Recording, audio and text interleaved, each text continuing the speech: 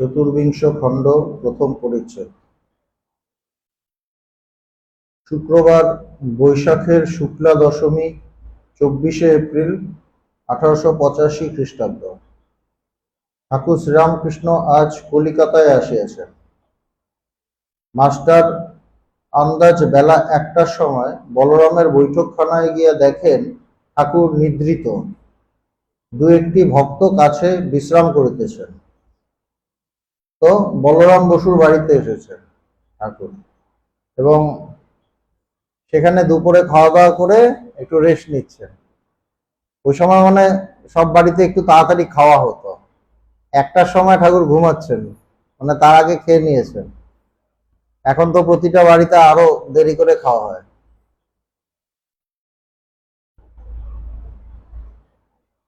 ঠাকুর ঘুমিয়ে আছেন এবং পাশে দু একজন ভক্ত তারাও শুয়ে আছে। মাস্টার এক পার্শ্বে বসিয়া সেই সুপ্ত বালক মূর্তি দেখিতেছেন। একদম বাচ্চাদের মতো ঘুমাচ্ছেন, বালক মূর্তি, একদম বাচ্চারা যেভাবে ঘুমায় সেইভাবে ঘুমিয়ে আছেন ঠাকুর। তো মাস্টার দেখছেন আর ভাবিতেছেন, কি আশ্চর্য, এই মহাপুরুষ ইনিও প্রাকৃত লোকের ন্যায় নিদ্রায় অভিভূত হইয়া শুইয়া আছেন। একদম মানে ঘুমিয়ে একদম পুরো মানুষ ঘুমালে যেরকম আর কি, ঠিক ওইভাবেই। দেখে আলাদা করে যে বিরাট মহাপুরুষ এটা বোঝার উপায় নেই, একদম সাধারণ মানুষ যেরকম ঘুমায়। তো মাস্টার ভাবছেন যে ইনিও প্রাকৃত লোকের ন্যায় নিদ্রায় অভিভূত হইয়া শুইয়া আছেন। ইনিও জীবের ধর্ম স্বীকার করিয়াছেন। কি সুন্দর কথা। আর কিন্তু দেখে মনে হয়নি তাহলে আমাদের মতোই ঘুমাচ্ছে, তাহলে আর কি তফাৎ হলো, তার প্রশ্ন আসেনি। কি বলছেন, যে ইনিও জীবের ধর্ম স্বীকার করিয়াছেন, মানে জীবের যেটা ধর্ম সেটাকে উনি গ্রহণ করেছেন, এই জন্য ওইভাবে শুয়ে আছেন। দুটো চিন্তার মধ্যে কতটা তফাৎ। এমনি একজন সাধারণ মানুষ এলে দেখে কি বলবে, যে তা আমাদের মতোই ঘুমিয়ে আছে, এইভাবে ঘুমায় নাকি, মহাপুরুষরা তো এরকম ভাবে সুন্দর করে ঘুমাবে, আমরা ওইভাবে ভাবি। কিন্তু মাস্টার বলছেন কিভাবে, যে না, ইনিও জীবের ধর্ম স্বীকার করেছেন।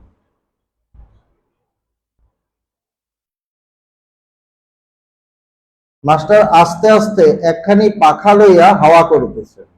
একটা পাখা রাখা ছিল, হাওয়া করছে। কিছুক্ষণ পরে ঠাকুর শ্রীরামকৃষ্ণের নিদ্রা ভঙ্গ হইল। এলো থেলো হইয়া তিনি উঠিয়া বসিলেন। একদম চুল টুল এলোমেলো, কাপড় এলোমেলো, হ্যাঁ, ঠিক ওইভাবে উঠে বসেছেন। মাস্টার ভূমিষ্ঠ হইয়া তাহাকে প্রণাম ও তাহার পদধূলি গ্রহণ করিলেন, প্রণাম করলেন। শ্রীরামকৃষ্ণ মাস্টারের প্রতি সস্নেহে, ভালো আছো, মানে খুব ভালোবাসা দিয়ে বলছেন। কে জানে বাপু, আমার গলায় বিচি হয়েছে, মানে ক্যান্সার শুরু হচ্ছে 85-এ। বলছে আমার গলাটায় কিছু একটা হয়েছে, শেষ রাত্রে বড় কষ্ট হয়। কিসে ভালো হয় বাপু? বলছে এটা ভালো কিভাবে হবে, শেষ রাত্রে কষ্ট হয়, মানে ব্যথা ট্যাথা বাড়ে হয়তো। চিন্তিত হইয়া, আমের অম্বল করেছিল, সব একটু একটু খেলুম। ঠাকুর খেতে ভালোবাসতেন, বলছে সব একটু একটু খেয়েছি। মাস্টারের প্রতি, তোমার পরিবার কেমন আছে? সেদিন কাহিল দেখলুম, ঠান্ডা একটু একটু দেবে। মাস্টারের ওয়াইফের মানে বউয়ের খবর নিচ্ছেন, যে সেদিন কাহিল দেখলাম, সেদিন দেখলাম খুব দুর্বল আছে, ঠান্ডা একটু একটু দেবে। মাস্টার, আজ্ঞা ডাব টাব? বলছে ডাব দেবো? শ্রীরামকৃষ্ণ, হ্যাঁ, মিছরির শরবত খাওয়া ভালো। মাস্টার, আমি রবিবার বাড়ি গিয়েছি। মানে মাস্টার বাড়িতে থাকতেন না, সবই তো সংসারে ঝামেলা, অন্য জায়গায় থাকতেন, বাবার সাথে বোধহয় একটু লাগতো, তো বাড়িতে থাকতেন না। ঠাকুর বলছেন তুমি বাড়িতে থাকবে, বাড়িতে থাকো না কেন? কিছুদিন আগে ওটা আমরা পেয়েছিলাম এখানে, এই কথামৃততে আমরা দেখছিলাম, ঠাকুর বলছেন।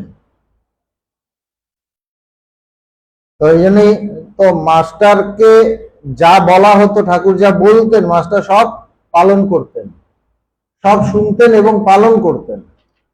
তো মাস্টার বলছেন, আমি বাড়ি গিয়েছি।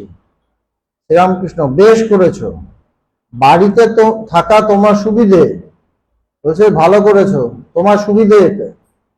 বাপ টাপ সকলে আছে, তোমার সংসার তত দেখতে হবে না। ঠাকুরের বিষয় বুদ্ধিটাও ছিল। বলছে, অনেকে আছে, না হলে তো একা তোমাকে টানতে হয়। এখানে আরো বাকিরা আছে, তোমার যদি কোনো রকম অসুবিধাও হয়, বাকিরা ম্যানেজ করে নেবে, দেখে নেবে। কিন্তু তুমি যদি সবার থেকে আলাদা হয়ে থাকো, তখন তো কেউ দেখতে আসবে না। ঠাকুরের ওই বুদ্ধিটাও ছিল। মাস্টারের তখন মানে রক্ত গরম, তিনি কোনো গন্ডগোল হয়েছিল, হয়তো ঘর থেকে বেরিয়ে চলে এসছেন। হ্যাঁ, আমি নিজে থাকবো, নিজের মতোই থাকবো, কিছু হবে, কোনো সিন টিন হবে আর কি, এই ধরনের কথা কইতে কইতে ঠাকুরের মুখ শুকাইতে লাগিল, মুখটা শুকিয়ে যাচ্ছে। তখন বালকের ন্যায় জিজ্ঞাসা করিতেছে মাস্টারের প্রতি, আমার মুখ শুকুচ্ছে? সবাই এর কি মুখ শুকুচ্ছে? বলছে, তোমাদের সবার কিরকম হচ্ছে? আমার মুখটা শুকিয়ে আসছে। মাস্টার, যোগিন বাবু, তোমার কি মুখ শুকুচ্ছে? যোগীন্দ্র, না, বোধহয় ওর গরম হয়েছে। বলছে, না, আমার তো হচ্ছে না। এরেদার যোগিন ঠাকুরের অন্তরঙ্গ, একজন ত্যাগী ভক্ত। তিনি বোধহয় যোগানন্দ, বোধহয় নাকি যোগানন্দ একজন ছিলেন না, যোগিন, একজন ত্যাগী ভক্ত। ঠাকুর এলোথেলো ভাবে বসে আছেন, ভক্তরা কেউ কেউ হাসিতেছেন। ঠাকুর ওইভাবে যেরকম ছিলেন, আটপৌড়ে ভাবে ওইভাবেই বসে আছেন।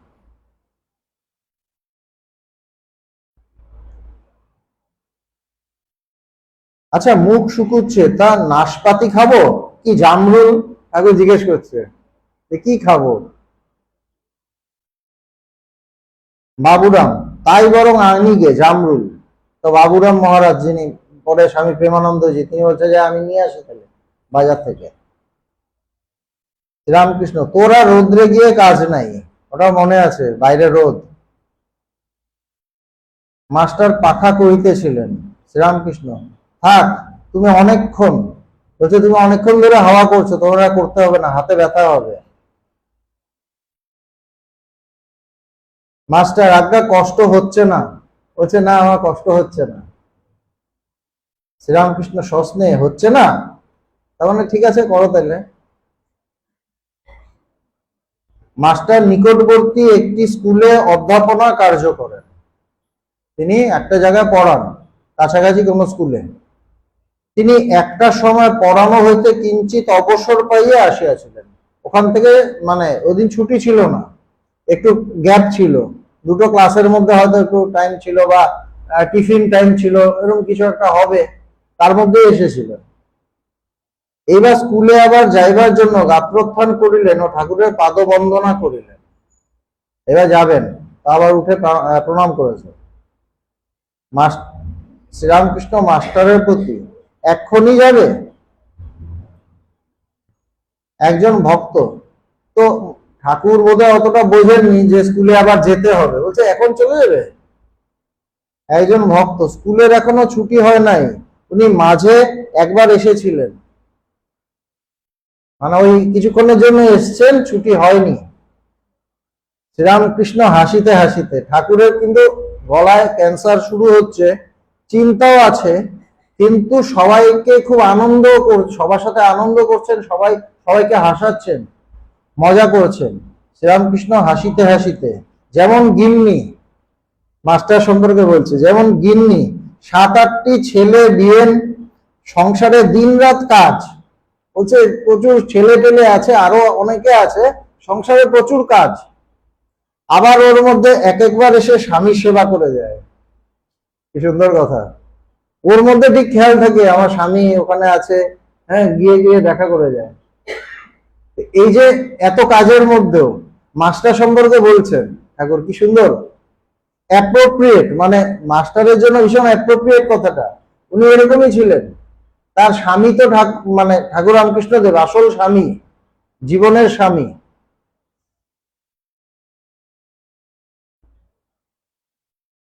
4টের পর স্কুলে ছুটি হইল, মাস্টার বলরাম বাবুর বাহিরের ঘরে আসিয়া দেখেন ঠাকুর সহাস্যবদন বসিয়া আছে।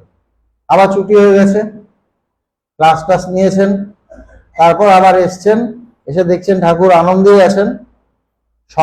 সংবাদ পাইয়া একে একে ভক্তগণ আসিয়া জুটিতেছে।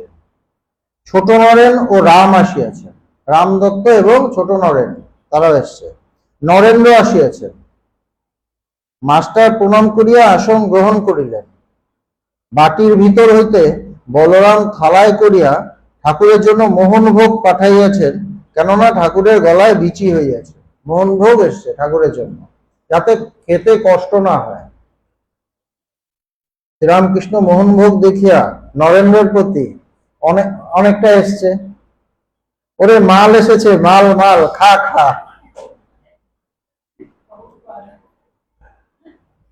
কে বুঝবে অত বড় একজন, না? যে ভক্ত সে বুঝবে, না হলে ভাবে কি ধরনের ভাষা, আমরা সভ্য ভদ্র মানুষ, তাই না? এই কি ধরনের মুখের ভাষা, এখানে প্রসাদ এসেছে, এরকম ভাব।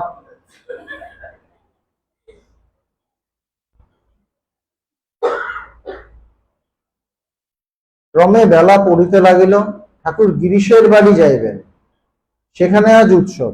ওখান থেকে গিরিশের বাড়ি, ভগবান যেরকম ভক্তদের বাড়িতে যেতেন, তারপর আবার হয়তো আরো কোনো বিকেলে, সারাদিন একটা বাড়িতে থাকলেন, তারপর হয়তো বিকেলে কোথাও গেলেন, এরকম আমরা দেখেছি ভগবানকে।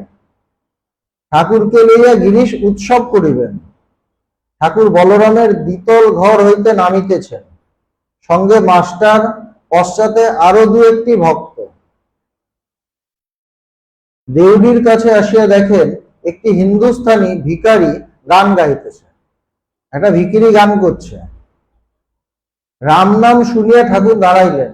ঠাকুর দাঁড়িয়ে পড়লেন, রাম নাম করছিল, ঠাকুর দাঁড়িয়ে পড়েছেন, রাম দাঁড়িয়ে পড়েছে রাম নাম শুনে।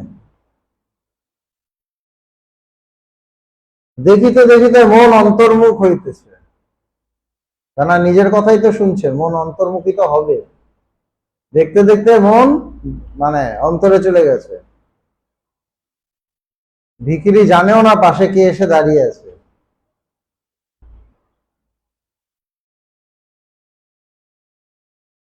এইরূপ ভাবে খানিকক্ষণ দাঁড়াইয়া রইলেন। মাস্টারকে বলিলেন, বেশ সুর। একজন ভক্ত ভিক্ষুককে 4টি পয়সা দিলেন। ঠাকুর বোসপাড়ার গলিতে প্রবেশ করিয়াছেন। হাসিতে হাসিতে মাস্টারকে বললেন, হ্যাঁ কি বলে, পরমহংসের ফৌজ আসছে? শালারা বলে কি? ঠাকুর সম্পর্কে এরকম, ঠাকুর যখন ভক্ত টক্ত নিয়ে যেতেন, এ ধরনের বলা হতো আর কি, পরমহংসের ফৌজ আসছে। তো ঠাকুরের কানে গেছে, তো ঠাকুরও মজা পেয়েছেন, বলে শালারা বলে কি।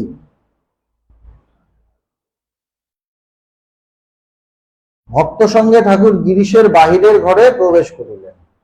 গিরিশ অনেকগুলি ভক্তকে নিমন্ত্রণ করিয়াছিলেন, অনেক ভক্ত এসছে।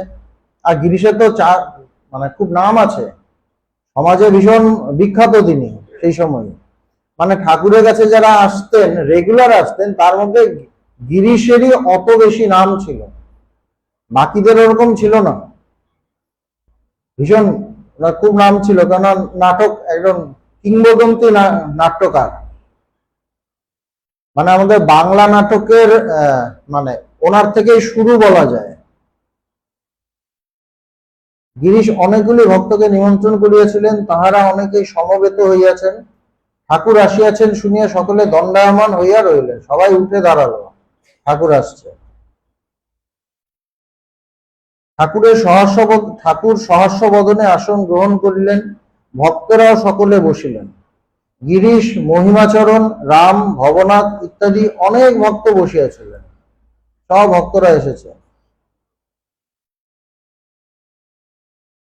এছাড়া ঠাকুরের সঙ্গে অনেকে আসিলেন, বাবুরাম, যোগিন, 2 নরেন্দ্র, চুনি, বলরাম ইত্যাদি। আর ঠাকুরেরও তো ফৌজ চলে এসছে সাথে। শ্রীরামকৃষ্ণ মহিমাচরণের প্রতি, গিরিশ ঘোষকে বললুম তোমার নাম করে। মহিমাচরণকে বলছেন যে গিরিশ ঘোষকে আমি তোমার নামে, তোমার সম্পর্কে বলেছি, একজন লোক আছে গভীর, তোমার 1 হাঁটু জল, বলছে তুমি বেশ গভীর, এক হাঁটু জল। তা এখন যা বলেছি মিলিয়ে দাও দেখি। তোমরা দুজন বিচার করো, কিন্তু রফা করো না। বলছে দুজন বিচার করো, বিচার করো মানে ইংলিশে কথা বলতে হবে, দুজনে তর্ক করতে হবে। গিরিশের একরকম, গিরিশ খুব ভক্ত, আর মহিমাচরণ একটু বেদান্ত বিচার টিচার এইসব ব্যাপার আছে তার মধ্যে। বলছে তোমরা দুজন বিচার করো, কিন্তু রফা করো না, মানে কোনো ইয়েতে এসো না, পার্টিকুলার কোনো সলিউশনে এসো না, জানে ইয়েটা চলে আর কি। থাকে না দুজন যুদ্ধ করছে, সবার ইয়ে হলো যুদ্ধটা চলতে থাকুক, দেখি আমি একটু মজা দেখি, এরকম আর কি। রফা করো না। মহিমাচরণ ও গিরিশের বিচার হইতে লাগিল। একটু আরম্ভ হইতে না হইতে রাম বলিলেন, ওসব থাক, কীর্তন হোক। তো রাম দত্ত তিনি আরেক ভক্ত, তার আবার ভাল লাগছে না এই বিচার টিচার হচ্ছে। বলছে কীর্তন করো, আনন্দ করো, মানে গান টান করো, ভক্তি সঙ্গীত হোক, কীর্তন হোক, এইসব বিচার টিচার ভাল লাগছে না। শ্রীরামকৃষ্ণ রামের প্রতি, না না, এর অনেক মানে আছে, এরা ইংলিশম্যান, এরা কি বলে দেখি। বলছে আমরা তো সাধারণ মানুষ, এরা ইংলিশম্যান, এরা কি বলে দেখি। মহিমাচরণের মত সকলেই শ্রীকৃষ্ণ হতে পারে। মহিমাচরণ মানে বৈদান্তিক বোধহয়, একটু উনি বেদান্তের চর্চা বোধহয় করতেন। বলতে ওর মত হলো সকলেই শ্রীকৃষ্ণ হতে পারে, সাধন করিতে পারিলেই হইল। বলছে সবাই যদি সাধনা করে, সবার ভেতরে এই তত্ত্বটা আছে, সে কৃষ্ণ হয়ে যেতে পারে। গিরিশের মত শ্রীকৃষ্ণ অবতার, মানুষ হাজার সাধন করুক অবতারের মতো হইতে পারিবে না। আবার গিরিশ পরম ভক্ত, বলছে না, অবতার ও তার মতো কেউ হতে পারে না, ওটা সাধনা করে হয় না, ওটা সাধনা করে হয় না, যে যতই সাধনা করুক শ্রীকৃষ্ণ হতে পারবে না। মহিমাচরণ কিরকম জানেন? যেমন বেল গাছটা আম গাছ হতে পারে, প্রতিবন্ধক পথ থেকে গেলেই হলো। বলছে বেল গাছ আম গাছ হতে পারে, একটা উদাহরণ দিচ্ছে, শুধু বাধা যেটা আম গাছ হওয়ার পথে যে বাধা, ওই বাধাটা যদি সরে যায় সেও আম গাছ হয়ে যেতে পারে। মানে ও সায়েন্স টাইন্স বুদ্ধি টুদ্ধি দিয়ে অনেক কিছু দিয়ে বিচার টিচার করে এসব বলছে। আমরা বেদান্তে যেরকম বলি যে আমরা সবাই ব্রহ্ম, কিন্তু বুঝছি না কেন, যেহেতু অজ্ঞানটা আছে, ওটা বাধা, ওটা যেই সরে যাবে আমরা সবাই ব্রহ্ম। আগে ব্রহ্ম ছিলাম, এখনো ব্রহ্ম। ওইটাই বলতে চাইছে ওইভাবে, যে প্রতিবন্ধক সরে গেলেই হলো, সবাই হতে পারে।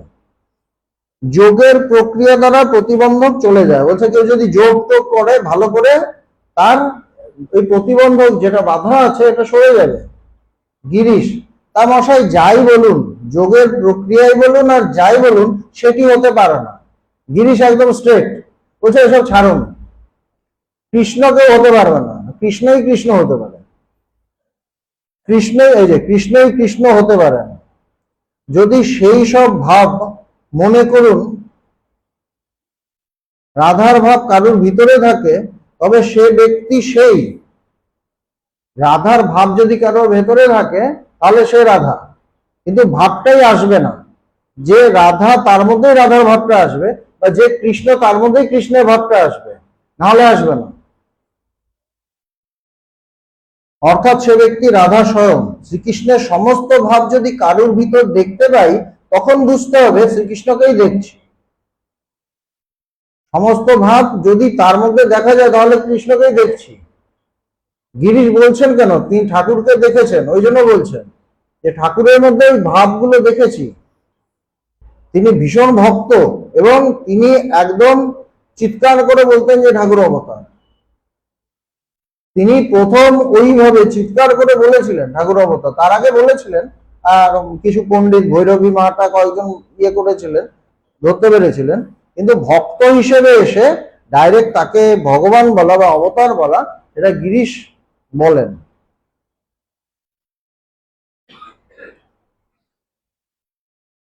মহিমাচরণ বিচার বেশি দূর লইয়া যাইতে পারিলেন না, অবশেষে একরকম গিরিশের কথায় সায় দিলেন। আর তার বিচার চলছিল না, ও যে না সায় দিয়ে দিয়েছে। কেননা গিরিশের এমন বিশ্বাস, ওই বিশ্বাসের জোরের কাছে নরেন্দ্র এক জায়গায় বলছেন যে ওর অত বিশ্বাস, এই জন্য আমি আর বেশি কথা বলিনি। মহিমাচরণও বোধ হয় আস্তে আস্তে হ্যাঁ ঠিক আছে ঠিক আছে মেনে নিয়েছে, কেননা উনি খেতে উঠতেন আর কি। আমি যেটা বলছি এটাই ঠিক, মানে আমি বলছি ঠাকুর অবতার তো ঠাকুর অবতার, যেখানে কোনো কথা হবে না, এরকম ভক্ত। মহিমাচরণ গিরিশের প্রতি, হ্যাঁ মহাশয়, দুই সত্য। জ্ঞান পথ সেও তার ইচ্ছা, আবার প্রেম ভক্তি তার ইচ্ছা। ইনি যেমন বলেন ভিন্ন পথ দিয়ে এক জায়গাতেই পৌঁছানো যায়। এ বলছে না না ঠিক আছে, জ্ঞান জ্ঞান যোগ সত্য, এরও তার ইচ্ছে, আবার ভক্তি যোগ সত্য তার ইচ্ছে, আর দুদিক দিয়ে এক জায়গাতে পৌঁছায়। শ্রীরামকৃষ্ণ মহিমার প্রতি একান্তে কেমন, ঠিক বলছি না? মা ঠাকুর মজা পাচ্ছেন, বলছে আমি বলেছিলাম না ঠিক। মহিমা আজ্ঞা যা বলেছেন দুই সত্য। শ্রীরামকৃষ্ণ, আপনি দেখলে ওর কি বিশ্বাস? গিরিশের বাড়িতে বসে আছেন তো, এবং গিরিশের প্রতি, গিরিশের বাড়ি এসছেন কেন, তার প্রতি একটা প্রীতি ভাব আছে, এবং গিরিশ এটা প্রমাণ করছেন তার আচরণ দিয়ে, তার ভক্তি দিয়ে। এই জন্য ঠাকুর প্রীত হয়েছেন, বলছে দেখেছো ওর কি বিশ্বাস। জল খেতে ভুলে গেল, আপনি যদি না মানতে তাহলে টুটি ছিঁড়ে খেত, যেমন কুকুরে মাংস খায়। গিরিশ গোস্বামী বলছে তাহলে তোমার কথা খারাপ ছিল, মেনে নিয়ে ভালোই করেছো। তা বেশ হলো, দুজনের পরিচয় হলো, আর আমারও খানিকটা অনেকটা জানা হলো। ঠাকুর বলছেন আমি অনেকটা জানলাম। কীর্তনিয়া দলবলের সহিত উপস্থিত, ঘরের মাঝখানে বসিয়া আছে। ঠাকুরের ইঙ্গিত হইলেই কীর্তন আরম্ভ হয়, ঠাকুর অনুমতি দিলেন। তো কীর্তনের দলও এসছে, তো ঠাকুর বলছে হ্যাঁ করো। রাম শ্রীরামকৃষ্ণের প্রতি, আপনি বলুন এরা কি গাইবে, না এরা কি গাইবে? শ্রীরামকৃষ্ণ, আমি কি বলবো, একটু চিন্তা করি। আচ্ছা অনুরাগ, মানে অনুরাগ টপিকটার উপর গাইবে আর কি, মানে ঈশ্বরের উপর যে ভালোবাসা, এই এই ইয়েতে গানটা গাইবে, তার বিষয়টা থাকবে এটা। কীর্তনিয়া পূর্বরক গাইতেছেন, একটা গাইলো আর কি। কীর্তন চলিতে লাগিল। যমুনা তটে প্রথম কৃষ্ণ দর্শন অবধি শ্রীমতী অবস্থা সখীগণ বলিতেছেন। এরকম অনেক কীর্তন একের পর এক গেয়েছে। কীর্তন চলিতে লাগিল, শ্রীমতীকে সখীগণ বলছেন, অনেক কীর্তনের ইয়ে লেখা আছে আর কি। কীর্তনিয়া আবার গাইল, শ্রীমতী বংশীর ধ্বনি শুনিয়া পাগলের ন্যায় হইয়াছেন। কৃষ্ণ বাঁশির শুনেছেন, শুনেই পাগলের মতো হয়ে গেছে। শ্রীমতী মানে রাধা, সখীগণের প্রতি শ্রীমতীর উক্তি। তারপর একবার রাধার গলায় গান হচ্ছে, মানে রাধার যেগুলো বলছেন সেটা নিয়ে গান হচ্ছে। একবার তার সখীরা রাধাকে কিছু বলছেন সেটা নিয়ে গান হচ্ছে। এরকম ভাবে কীর্তন চলতে লাগলো। গান চলিতে লাগিল, শ্রীমতীর কৃষ্ণ দর্শন জন্য প্রাণ ব্যাকুল হইয়াছে।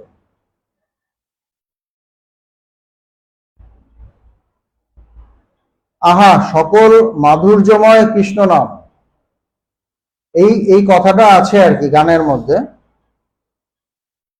এই কথা শুনিয়া ঠাকুর আর বসিতে পারিলেন না। এই যে কথাটা শুনেছেন, এই কীর্তনের কথা, ঠাকুর আর বসে শুনছিলেন, আর বসে শুনতে পাচ্ছেন না। এই কথা শুনিয়া ঠাকুর আর বসিতে পারিলেন না, একেবারে বাহ্য শূন্য দণ্ডায়মান দাঁড়িয়ে গেছেন, এবং তার আর বাইরের কোনো হুঁশ নেই। সমাধিস্থ, দাঁড়িয়ে সমাধিস্থ। ডান দিকে ছোট নরেন দাঁড়াইয়া একটু প্রকৃতিস্থ হইয়া মধুর কণ্ঠে কৃষ্ণ কৃষ্ণ এই কথা শাস্ত্রনয়নে বলিতেছে।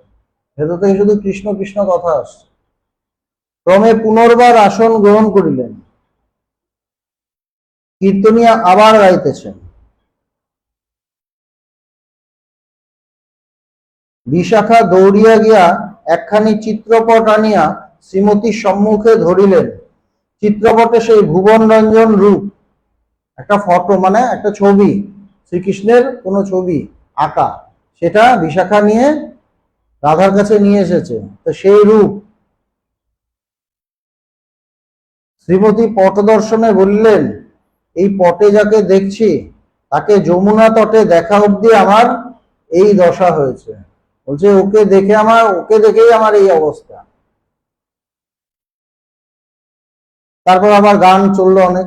ঠাকুর আবার উঠিলেন, নরেন্দ্রনাথী সাঙ্গপাঙ্গ লইয়া উচ্চ সংকীর্তন করিতেছেন। এবার সব ভক্তদের নিয়ে গান করছেন, কীর্তন হচ্ছে।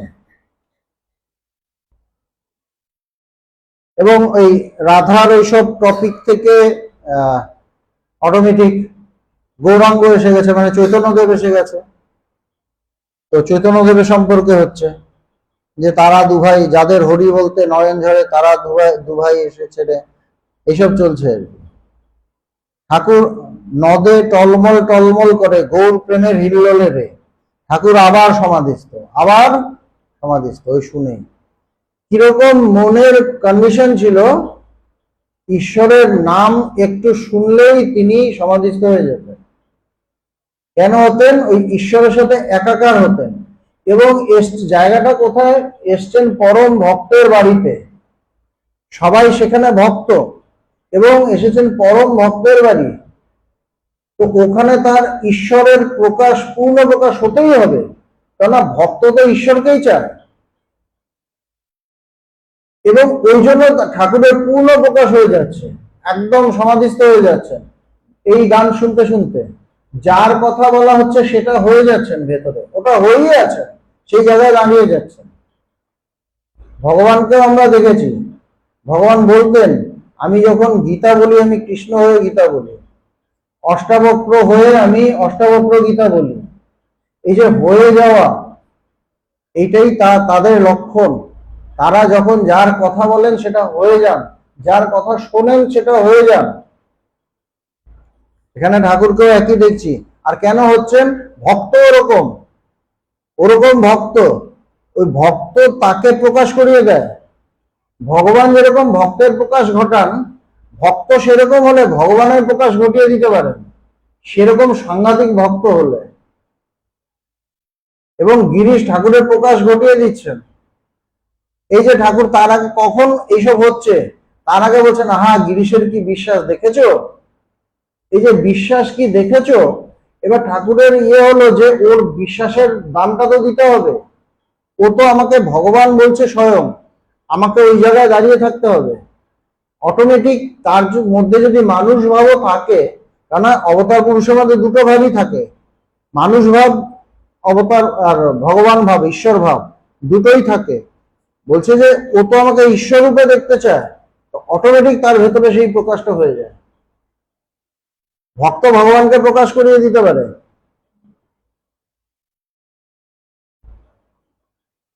তো এই গান শুনতে শুনতে আবার সমাধিস্থ, ভাব উপশম হইলে আবার আসন গ্রহণ করিলেন।